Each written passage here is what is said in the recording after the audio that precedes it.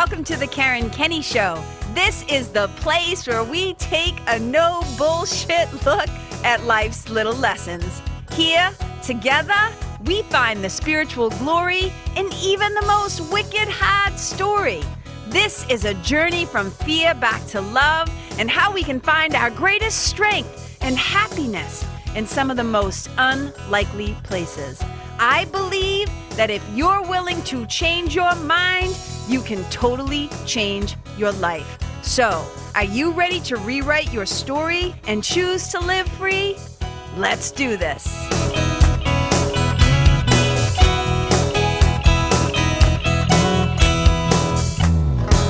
Hey, you guys, welcome to the Karen Kenney Show. Oh my God, you guys, I'm feeling a little extra punchy. I'm feeling a little extra punchy right now. Woo!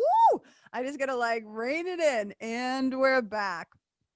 I'm kind of a little sad, actually, that not everybody is going to be able to see the picture that I'm just about to hold up. But let me start off by saying, I think I'm going to call this sucker. I'm going to call this episode, Can I Get a Do-Over?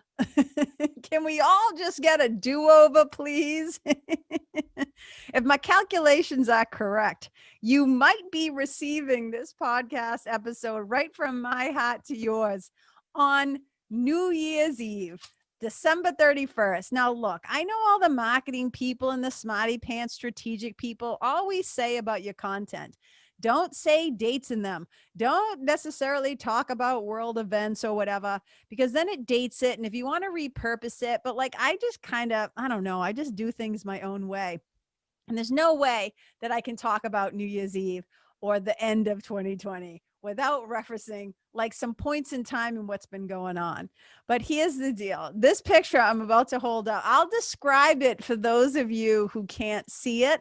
But if you want to see it with your own eyes, you can do one of two things. You can either go to the YouTube video because all of my podcasts, for those of you who listen, right, who don't watch, who just listen, you can actually watch these as well on YouTube. If that ever appeals to you, you can go and watch me sitting up in my room like a little weirdo.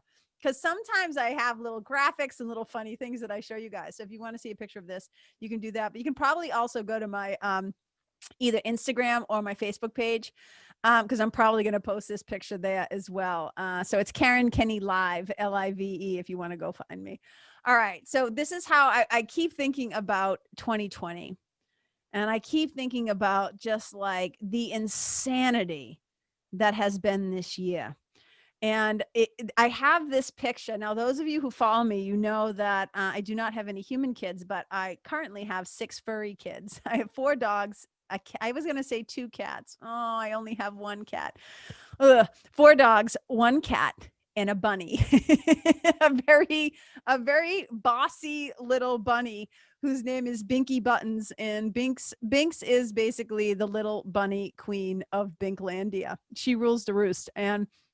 But I have this picture of 2 of my dogs. And so it's Buck. So Buckaroo, Buckminster Biscuits. So Buckminster Biscuits. So Buck is basically up on the couch. So Quincy, who's our black pug, I'm describing the picture. Just stay with me. It gets better, I swear.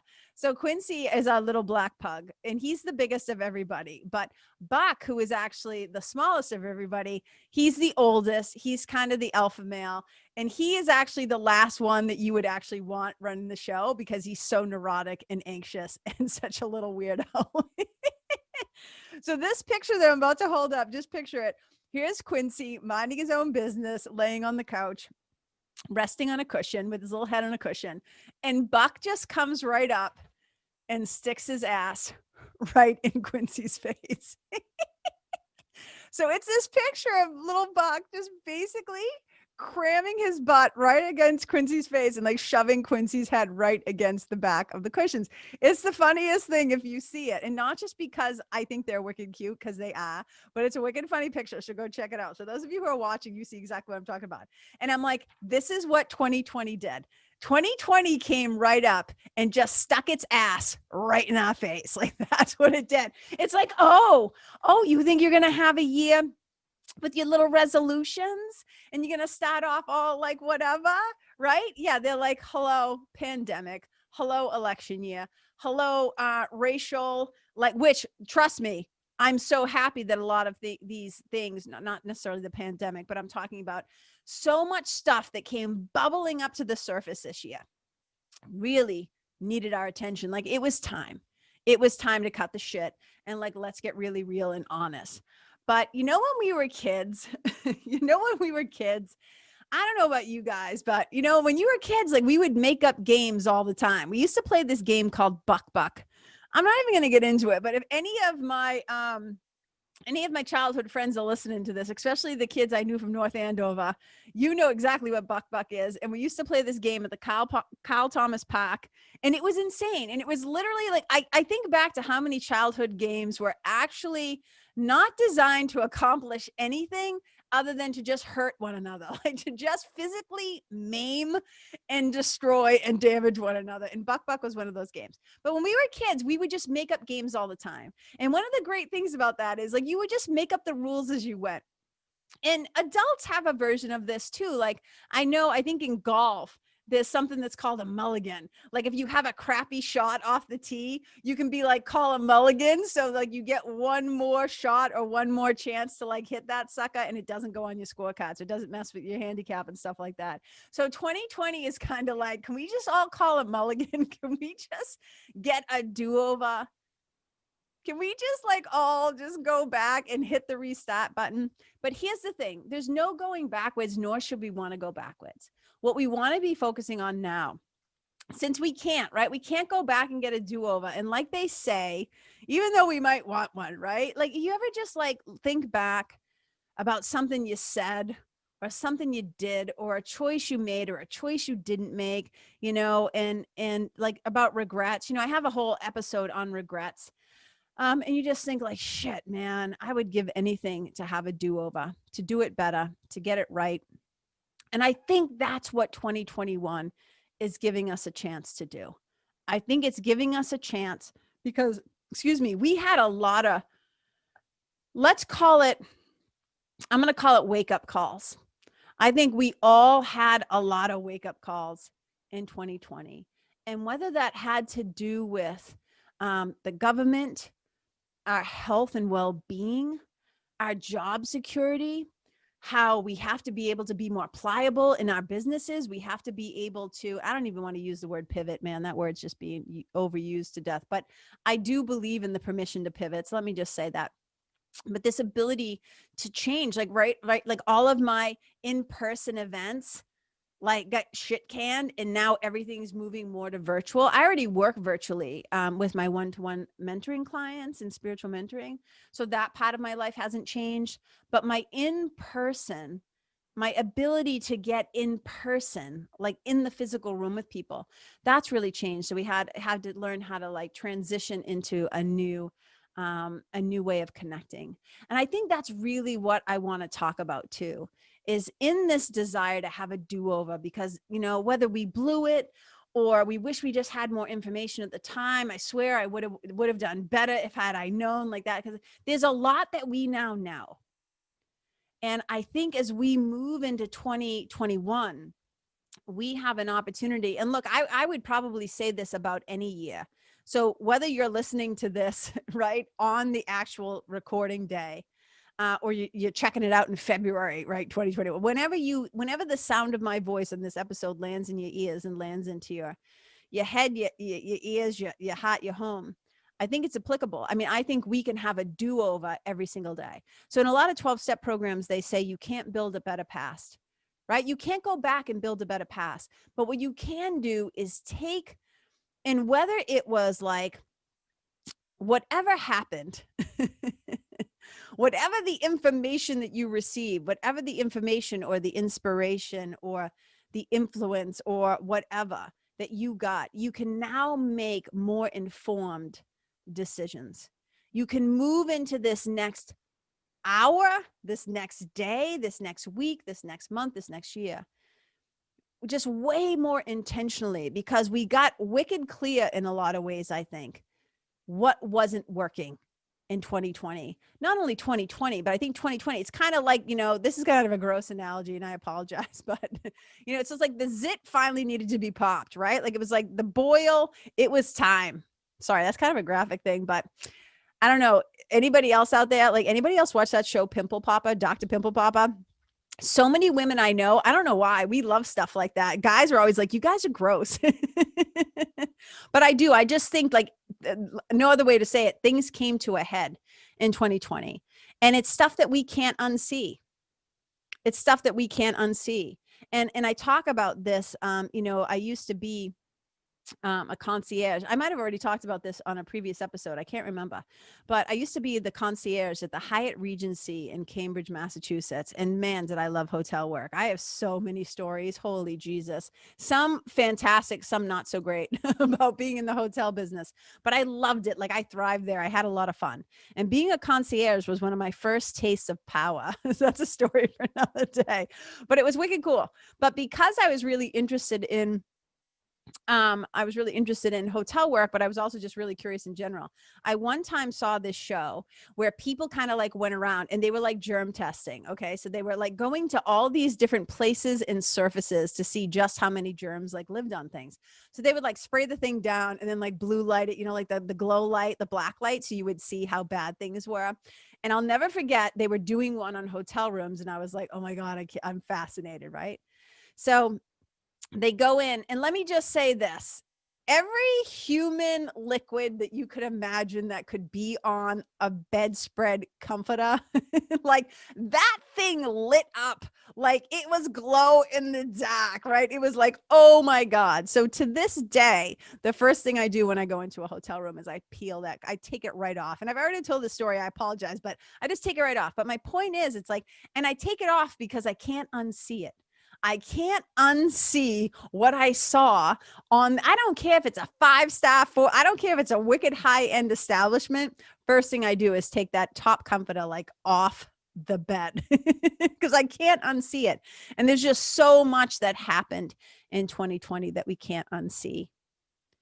And I think a lot of, what's coming up, it's the beautiful thing about it is, I'll say it like this. So even though it's a shit show, and even though it's been deeply painful, and even though we have seen such incredible civil unrest and so much injustice is coming to the surface and so much brutality and violence against people of color, and like Harvey Weinstein and the Me Too, and just like women using their voices, and like, the election of, like the whole, like all of it, you guys, it's all coming up into our consciousness, because it needs to be dealt with. In the Course of Miracles, we kind of talk about it like it's coming out of the darkness into the light. And so since we can't technically get a do-over and go back, right, and fix the stuff that's already been done, we do get to make better choices moving forward. And if this is helpful to you at all, I'll share a little story. And I may have shared this on another episode. I don't remember. But so my meditation teacher is Ishwaran. Eknath Ishwaran. He talks about it like this. He talks about like, if you've done something in the past that you regret, that you can't go back and fix. And he uses, I always thought it was like the funniest little example that he used, but he says like, maybe you were dating somebody or you were in relationship with somebody, and they had a little dog. No, I don't know why anybody in their right mind would call a dog ugly, because I'm just like, you've got issues. But that was a little judgy, but I kind of stand by it. Okay. I remember somebody one time when we were walking our dogs, and little Quincy Magoo, our little black pug, and I'll hold up the picture again for those of you watching. You guys, look how cute he is. Oh my God, Quince. And we were walking our dogs, and somebody literally said out loud that Quincy was ugly. And I was just like, I was torn between like wanting to punch him in the face, which I would never do. I'm not a violent person. So that's like, I say that and it makes me laugh, but I was really just like, how could you think he's ugly? But anyways, and we're back. So Ishwaran talks about how, let's say you were dating somebody and they had a dog, and you somehow insulted the dog and called the dog ugly. And he says, and then maybe say that relationship ends, or you guys get into an argument and the whole thing falls apart.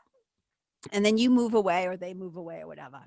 And he says, when you're trying to like do it better, he's like, you don't have to then go back and apologize to that dog, to that one dog or that one person. Because let's say you don't know how to get in touch with them. Let's say somebody passed away. Let's say they're unreachable for whatever reason, right? He's like, you don't have to go back and apologize to that one dog. What you do is you are kind to every dog you meet from that day forward. Once you have the awareness of what you've done, you move forward making better choices. And I would say you move forward choosing love instead of fear. You move forward choosing Holy Spirit or Spirit as your teacher, which is the voice for love, the memory of God's love, versus choosing the egomaniacal, right, voice for fear, which is that's what the ego is. The ego is hell-bent on keeping you separate, not only from your source, whether you call that God or something else, your highest self, or each other, right? It tries to keep you separate. It helps you to build barriers to your own awareness of love's presence. And I think as we move forward, we have to ask ourselves, how can I do better? And a lot of how we do better, I really believe this, you guys, is the quality. It's the quality of a lot of things. It's the quality of how you spend your time, right? Meaning, like, do you have a daily spiritual practice? Do you have some way where each day, so I think of it about it like this, and there's lots of different analogies for this, right? You could say, we are not the water, we're just the faucets. So we are the means that the water flows through. We are the channel, the conduit, the delivery system that the water flows through. So we're simply the faucets. God, source, love, whatever you want to call it, right, is the water. Another way of saying it is that we are the lamps, but God, source, right, the divine love is the electricity. And I always say, but we don't light up. We don't light up and be the light of the world until we plug in. And the way that we plug in each day into the consciousness and knowing of who we truly are and what purpose we serve is by daily spiritual practices, prayer, meditation, contemplation. Maybe it's yoga and breath work. Maybe it's journaling. Maybe it's spiritual reading, right? It's spiritual fellowship. And that one right there, the spiritual fellowship, it is one of the most important aspects. So my meditation teacher, one of my spiritual teachers, Ashwaran, as I was saying, you'll hear me quote him all the time because he has completely changed my life. But one of the things that he talks about in his book, Passage Meditation. So I've been a student and a practitioner of Passage Meditation for like over 18 years. And one of the things he talks about in his 8 steps of the spiritual life one of them is spiritual fellowship. And I actually did a whole podcast on this called The Importance of Spiritual Fellowship. So like go listen to it. But it's all about the importance of spiritual community and who you surround yourself with. So I would say, like, are you taking time each day? Right? If you want to have a do-over, which you technically kind of can't, but you can do better, like moving forward. As we're moving into the new year, you guys, we have to get like wicked. Well, you don't have to do anything, but this is what I'm saying. You want to be happy. You want to be more happy and peaceful. I would say, here's some tools that I'm offering to put into your spiritual toolkit.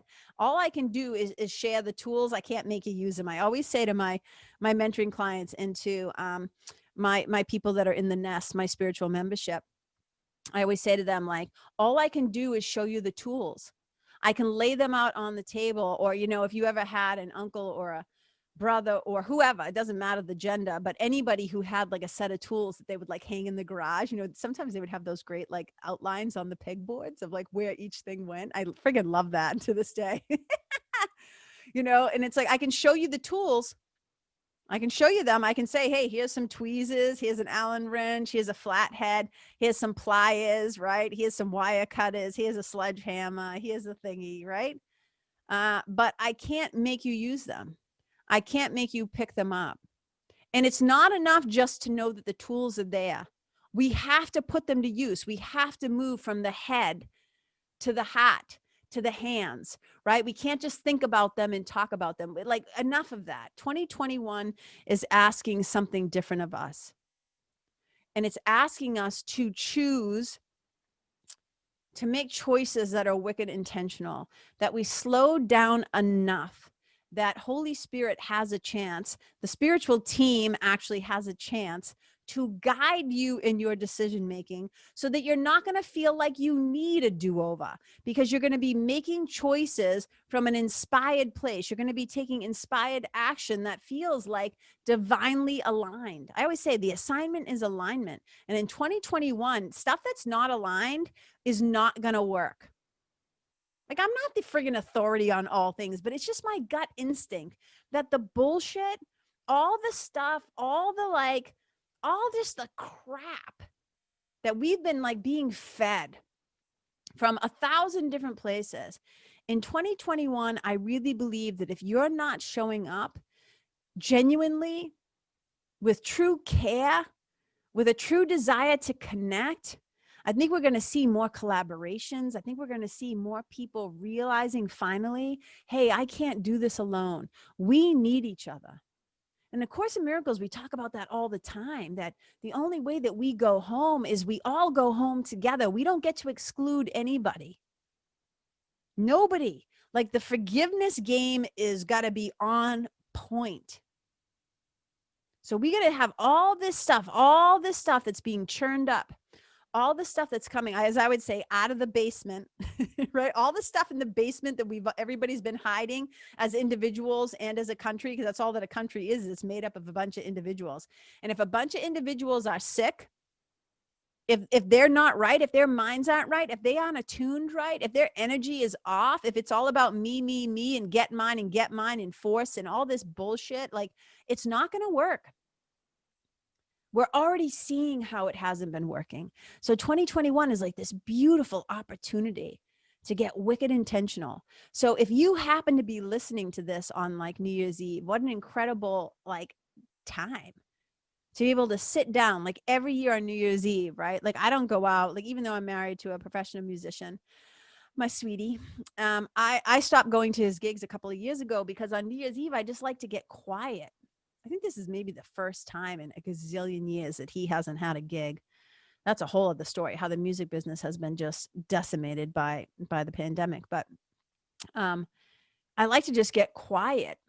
And I take out one of my notebooks. I have these big notebooks that I love, and I get all my pens, my colored pens and markers and stuff like that. Like, and I sit down and I literally think about, what do I want my daily life to look like?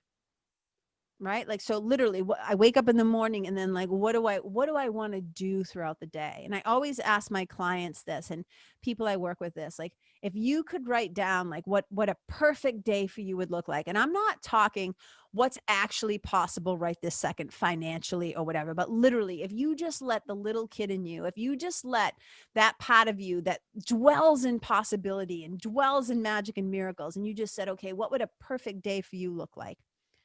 Then I write that down.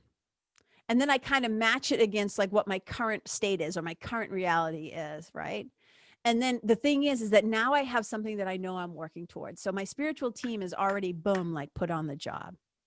And you hear me like talk about spiritual team all the time. If you haven't listened to that episode too, like, you can go check that out. I talk about it all the time. And spiritual team and the kind of stuff that I'm talking about right now, this is the kind of stuff that we talk about in the nest. Right? It's a spiritual membership, because we are actually spiritual beings having a human experience. And it's the human experience part that we have a wicked fucking hard time with, because being human is an ongoing problem. So part of what we're trying to do as we move into this next year is, can we show up wicked intentionally? Can we show up in alignment with the divine? Can we get quiet enough inside so that we can receive our divine instructions? We all have, and A Course in Miracles says, an individual curriculum. We all have our role or story or assignment that we have been given to like play out here. And so our job is to get quiet enough through, DSP, daily spiritual practices, to listen and to receive. As Rabindranath Tagore says, I say it practically every episode, everything that belongs to you, everything that is yours, it will come to you if you create the capacity to receive it. So much of this work is creating the capacity to receive, I believe, our individual curriculum. Also call it your ministry. I call it my mission, call it your mandate, call it your your messaging, whatever it is, right? We have to be open for business. And that's a whole other episode. You got to be open for business. But that's what we're trying to do as we move into this new year. Is we're not going to get a 2020 do-over. And actually we shouldn't. 2020, just like holy Jesus Christ, right? So, but we can take what we learned from 2020 and we can put it to good use. As they always say, not failure, feedback. But we have to be committed. We have to be dedicated, determined, disciplined, and devoted to being servants of love, to being instruments of peace. And it's been really, I think, challenging in a lot of ways because of the way I think that 2020 has sometimes been talked about, and they keep talking about because of the pandemic, right? Like social distancing, social distancing, social distancing. It's like, no. We want physical distancing, right? Physical distancing makes sense. But socially, personally, heart to heart, we want deep connection. That's how we're going to heal. Intimacy is what heals. Never forget when my friend Marianne C. told me that. Intimacy heals, not information. So we got to take the information that we learned about ourselves, each other, this world, this pandemic, our government, racial inequality, brutality, sexual massage, all of it, all the stuff that was put on our plate and brought, we can't unsee it. We blue lit the shit out of America. We're just like, oh my God, black light. We've seen all the stains. Now we got to do something about it. And we can't just, we don't always say to people, you don't have to fix the whole world. You do have to fix your own personal space, your own personal corner of the world. We've all been given our own individual gardens to tend to. And it is from those gardens, though, that we could just selfishly feed ourselves. Or we can take the bounty from our gardens and feed each other. But we have to go first, and we have to become leaders. We have to be, first of all, self-led, right? But we learn to be self-led by gathering together with other people. Again, physical distancing, but not distancing of the hearts and the minds. There's lots of ways for us still to connect socially, virtually. And of course, it's not the same, right? Look, trust me, I know, like, especially as a yoga teacher who is very hands-on. One of the reasons why I haven't moved my yoga and writing workshops online is because it's like, I'm a hands-on teacher. I love to get right up in there. You know what I mean? And I'm just like, how can I recreate this experience? And I'm still working on it. I'm not defeated. I haven't given up. I'm trying to figure out like how I can do it. That's like a little sidebar, by the way, PS. But what I'm trying to say is, as we're moving into the new year, who you spend time with and how you spend your time and resources is like wicked important. We want to be so incredibly intentional.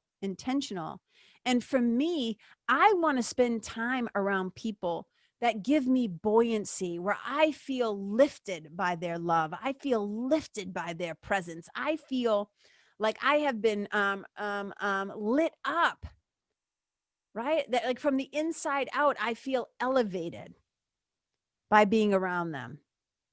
And that is always my greatest hope. Anytime I get on this mic and open my big mouth, I always say in some way, I hope to elevate them. And whether it's through, educating or entertaining or enlightening something, right? Like, that's always my hope. Can I leave the place better? Can I leave the people better, the animals better than when I first got there? And it's one of the reasons why I created the Nest. It's one of the reasons why I created a monthly membership, an ongoing membership, where people can kind of come in and start to integrate and implement the spiritual principles that so many people talk about, but don't live. It's easy to talk the talk. Walking the walk and putting these spiritual principles, whatever your tradition might be, whatever faith background or no faith background you come from, all I know is this: the way that we heal and the way that we get better is by deepening our connection to self, to source, and to spirit. And it is from that place that then we can go out and actually connect in an intimate, true, vulnerable, valuable way with each other. We tend to our own garden.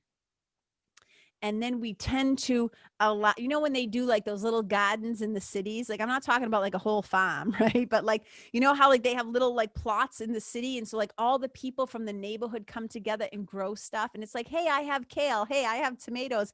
Hey, I have zucchinis. Hey, I have cucumbers. Hey, I have peppers. Hey, I have onions. And I just think like, yeah. And when I envision the nest, like I always do this, like I cup my hands like I'm holding a baby bird. I always cup my hands, and I always say, we're always being held in the soft palm of the beloved. And when I make this cupping with my hands, I think this is what I wanted for the nest. I wanted to create a safe place where people could come together. And not only that, like I particularly wanted to do a membership because I knew I could make it more affordable, more cost effective. And I know that there are people, you guys, you don't understand. Like I get stuff from people all the time. Like just like today, I got a message from somebody, a DM, when somebody said, I'll change some of the information, but I would never share the name. But they just said, hey, you may not know this, but one of my young family members, 14 years old, committed suicide. This is the kind of things that people reach out to tell me, people who I've never even had a conversation with, right? People feel safe somehow sharing that information with me. Strangers have been doing it my whole life. I'm not saying it like, oh, I'm so special. But I think one of the things I'm really good at is creating a safe place for people to fully show up and to share their stories and to hope to find some meaning, right? Or some help in finding meaning in these stories. And that's my whole story to your glory process. And the reason why I'm talking about this, you guys, is because after the shit show that we all just saw in 2020, we realized the old ways aren't working. Going it alone, doing it ourselves, trying to hustle and force and push through and make money the bottom line and make this the most important thing, those days are over. We need each other. I need you, you need me. We all need each other. And I say it practically every time I do a podcast or speak. Ram Dass, in his beautiful quote, the spiritual teacher Ram Dass, when he says, we're all just walking each other home. And for me, that's what the nest is. It's a safe little home for people.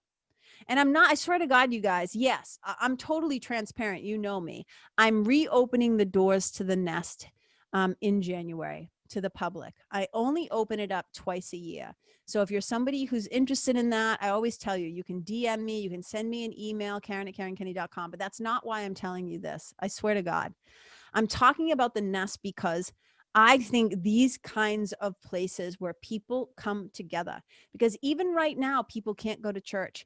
Most people right now can't go to their yoga studios, their places of worship, the places where they would go. Right now with the holidays, I know you just came off of Thanksgiving and Christmas, and most of you, I'm not saying all of you, because I don't know how much social distancing everybody does, or I should say physical distancing. But there's a lot of grief that's happening right now.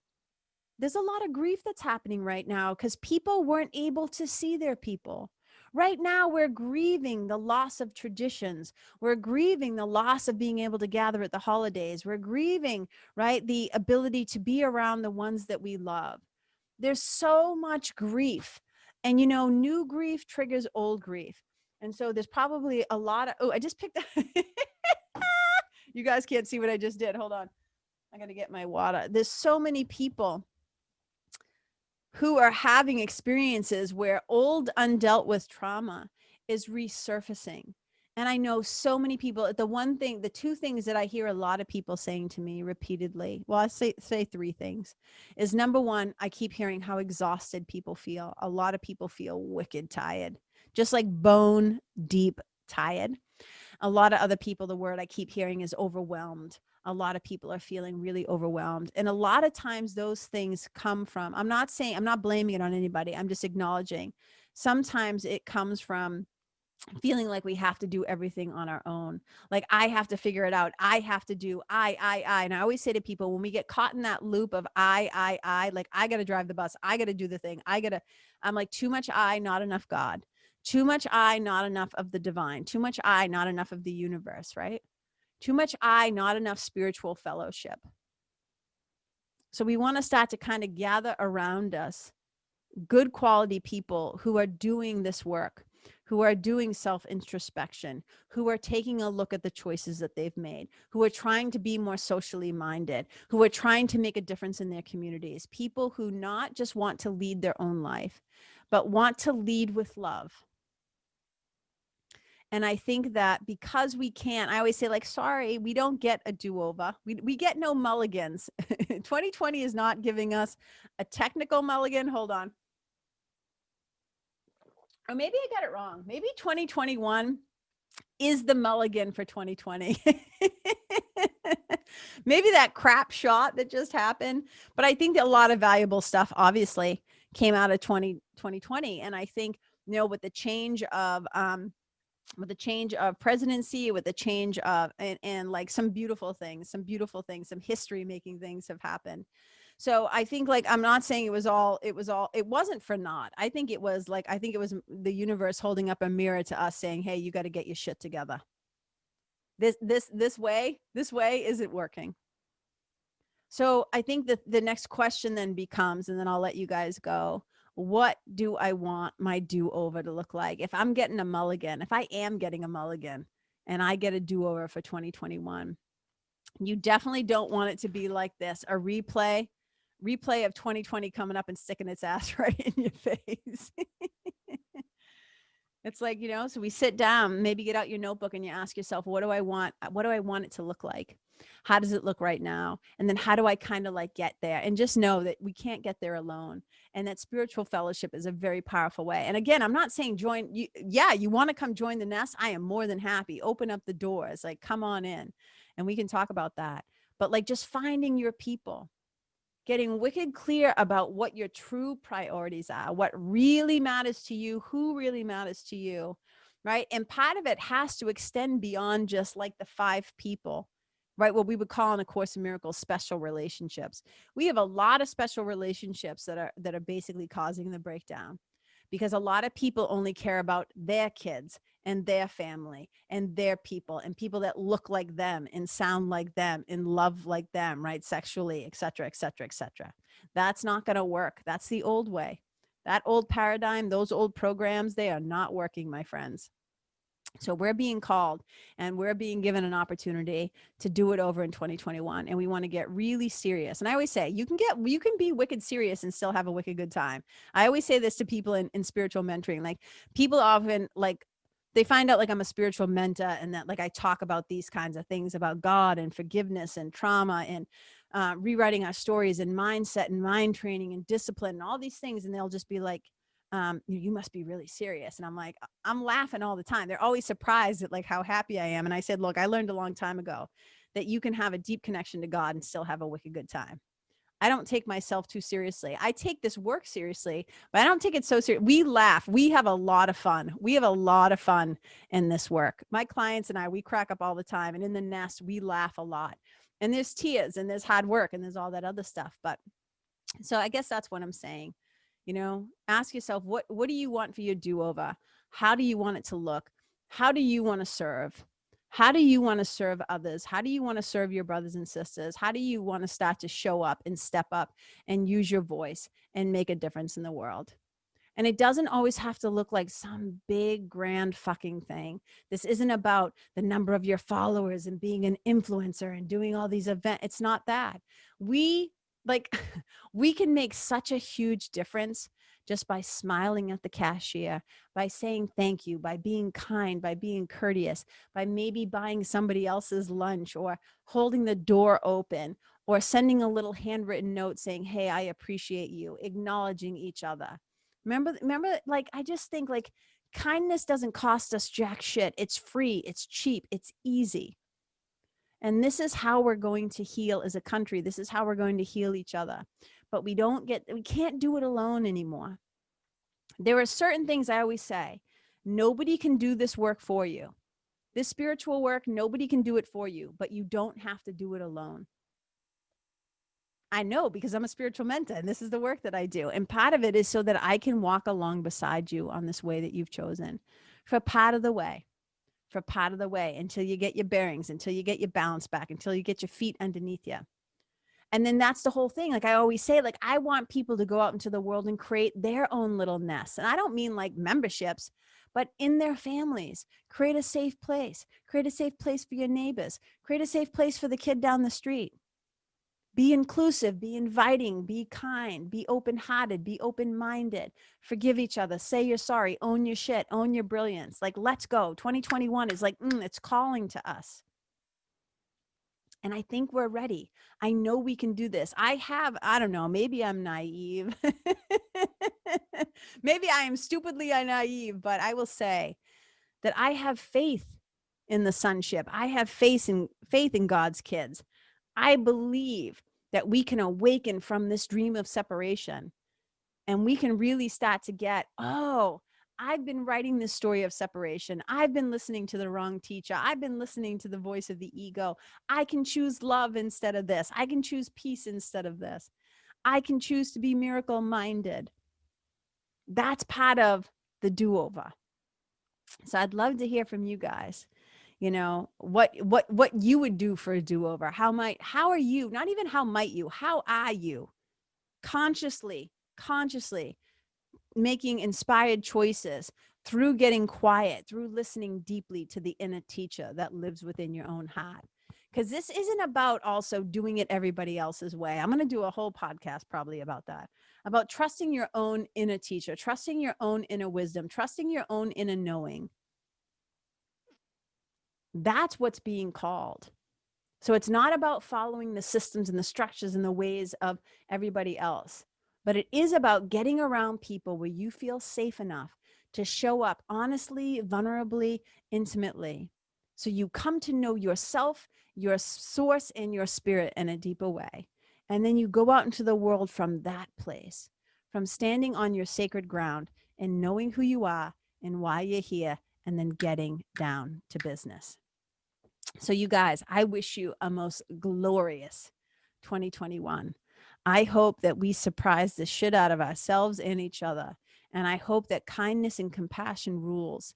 And I hope that love starts to become the bottom line. And I hope that love is the thing. You know, when I think about the story of the three little pigs, and it's like, I'll huff and I'll puff and I'll blow your house in. And I think, yeah, we don't want to be building houses on sand anymore. We want to be building houses on rock. We want to be like building houses on the foundation of love. So that's the thing. Like, this is the year where we got to double down with conviction, double down in faith, double down in love. And I hope you have the most incredible new year. May we all be happy, healthy, healed, whole, and holy, because that is our natural state. That is who we are as God's kids. So from my heart to yours, Happy New Year. Here we go. Let's see what we can create. Let's see what we can get done together. I love you. I see you. I celebrate you. I am so grateful to having you in my life. If you want to know more about the nest, please don't hesitate. Reach out. Let me know. I cannot wait to welcome in some beautiful new peacocks into our little flock, our little pride of peacocks into the nest. Wherever you go, leave the people, the place, the animals, the environment better than how you found it. Wherever you go, may you be a blessing. Bye. Hey, you guys, thank you so much for tuning in to this episode of the Karen Kenney Show. I super duper appreciate your time, friendship, and support. And look, if something that I shared from my heart today somehow landed in yours, I'd love to hear about it. So please tag me on Facebook or Instagram or IG stories or wherever the cool kids are hanging out these days, and let me know what your favorite part was or what you found most helpful. You can find me over at Karen Kenney Live. That's Karen, KenneYlive. And if you're digging what I'm saying and you want to hear more, I'd be wicked grateful if you could go to iTunes and subscribe and leave a review, because you guys, that's how you'll help me to keep spreading the love. And if you can think of someone that could benefit from hearing this episode, please share it with them. I'd also love to stay connected with you. So if the feeling is mutual, please go to KarenKenney.com/freebie and download my free guide to building your spiritual team. Until next time, my brothers and sisters, keep Keep living in the fearless flow. Know that I see you, I appreciate you, and I love you. And wherever you go, may you be a blessing.